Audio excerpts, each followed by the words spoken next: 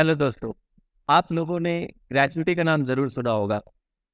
क्या आप जानते हैं ग्रेच्युटी की टैक्स इम्प्लीकेशन क्या होती है?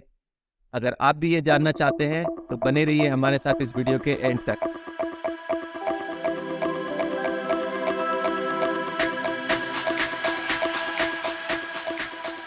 ग्रेच्युटी एक रिटायरमेंट बेनिफिट होती है जो किसी भी कंपनी या employer as per the terms of agreement अपने एम्प्लॉय को पे करती है।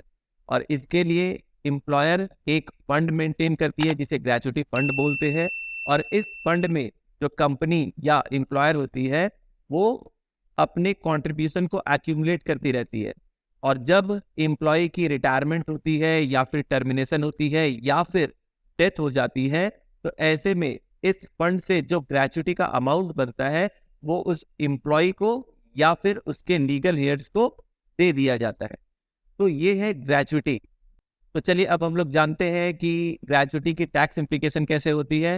तो अगर कोई भी एम्प्लॉय अपने सर्विस पीरियड के दौरान अपने ग्रेच्युटी फंड में से अमाउंट विड्रॉ करता है तो ऐसे में क्या होगी, जितनी भी अमाउंट उसने ड्यूरिंग द सर्विस पीरियड अपने ग्रेच्युटी फंड में से विड्रॉ की है वो पूरी की पूरी अमाउंट फुल्ली टैक्सेबल हो जाएगी। यानी कि इस पूरे अमाउंट के ऊपर उसे टैक्स देना पड़ेगा।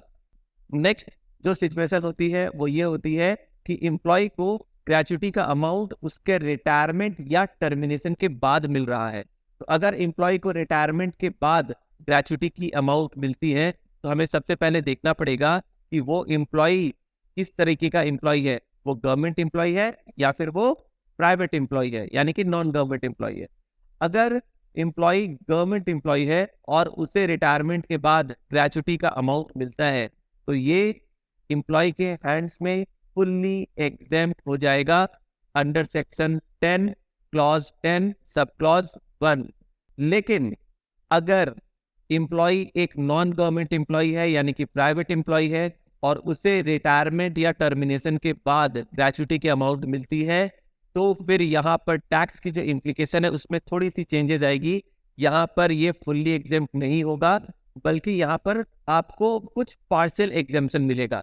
ये एग्जेम्पशन कितना होगा इसके लिए हमें देखना पड़ेगा कि ग्रेच्युटी जो है ये covered by payment of gratuity act है या not covered by payment of gratuity act है। कि अगर कोई भी एम्प्लॉय जो कि नॉन गवर्नमेंट एम्प्लॉय है और उसे टर्मिनेशन या रिटायरमेंट के बाद कंपनी से अपने एम्प्लॉयर से अगर ग्रेच्युटी मिलती है और वो कवर्ड है कहाँ, ग्रेच्युटी एक्ट में, covered by payment of gratuity act, तो उनकी जो एग्जेम्पशन होगी वो इन तीन ऑप्शंस में से जो सबसे मिनिमम अमाउंट होगी वो होगी। कौन से है वो तीन options? Number 1 actual amount received, number 2 20 lakh rupees and number 3 15 working days salary for each completed year of service. जिसे मैथमेटिकली हम लोग कैसे लिखेंगे?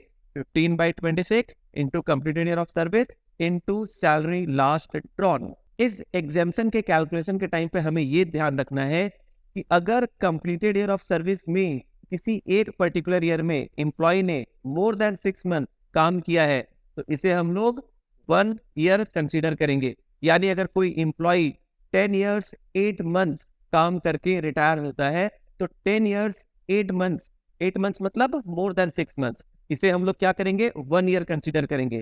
तो 10 ईयर्स 8 मंथ्स को हम लोग क्या मानेंगे? 11 ईयर्स मानेंगे। ठीक है, तो जब भी एम्प्लॉय कवर्ड होगा under the payment of gratuity act तो कंप्लीटेड ईयर ऑफ सर्विस में कोई भी फ्रैक्शन ऑफ ईयर जहां पर मोर देन 6 मंथ्स होगी उसे हम लोग 1 ईयर कंसीडर करेंगे। साथ ही साथ सैलरी का जो मतलब होता है वो क्या होता है?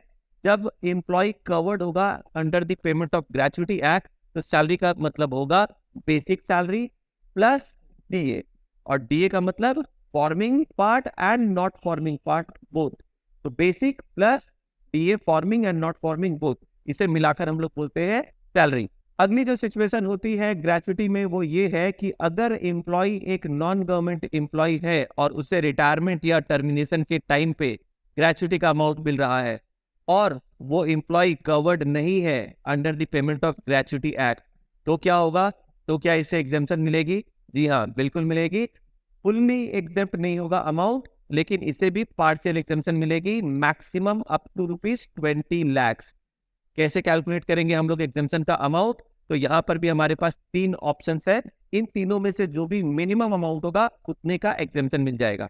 सबसे पहला option actual gratuity received, option number 2 maximum limit of ₹20 lakh and option number 3 1/2 into completed year of service into average salary per month, यानी कि half month salary for each completed year of service for average salary per month. यहाँ पर जब हम लोग ये third option को calculate करेंगे तो कंप्लीटेड ईयर ऑफ सर्विस में किसी भी फ्रैक्शन को हम लोग कंसीडर नहीं करेंगे। यानी अगर किसी एम्प्लॉय ने 20 इयर्स 10 मंथ्स काम करके रिटायरमेंट ली है तो हम लोग इसे सिर्फ 20 इयर्स कंसीडर करेंगे, 10 मंथ जो है इसे कंप्लीटली इग्नोर कर देंगे। तो यहाँ पर आपको याद रखना है, कभी भी अगर employee not covered under the payment of gratuity act हो तो यहाँ पर किसी भी फ्रैक्शन को हम लोग कंसीडर नहीं करते, जो कंप्लीटेड ईयर्स है सिर्फ उसे ही कंसीडर करेंगे। साथ ही साथ यहाँ पर जो एवरेज सैलरी हम लोग कैलकुलेट करते हैं, ये एवरेज सैलरी 10 मंथ के बेसिस पे निकाली जाती है। वो 10 मंथ कौन से होंगे? जिस मंथ में एम्प्लॉय रिटायर हो रहा है उस मंथ के पिछले 10 महीनों की एवरेज निकालेंगे और इसे बोलेंगे एवरेज सैलरी पर मंथ। पर यहाँ पर सैलरी का मतलब भी बदल जाता है। आपको ध्यान रखना है कि यहाँ सैलरी का मतलब क्या है। सैलरी का मतलब है यहाँ पर basic salary plus DA forming plus commission on turnover as a fixed percentage. यानी हमें यहाँ पर ध्यान रखना है कि सैलरी की मीनिंग जो covered by payment of gratuity act में है वो अलग है और जो not covered by payment of gratuity act है वो अलग है। तो अगर आपको ये वीडियो इन्फॉर्मेटिव लगा तो हमारे इस चैनल को सब्सक्राइब करें और रेगुलर अपडेट के लिए बेल आइकन को भी जरूर प्रेस करें। Thank you so much, bye bye, take care.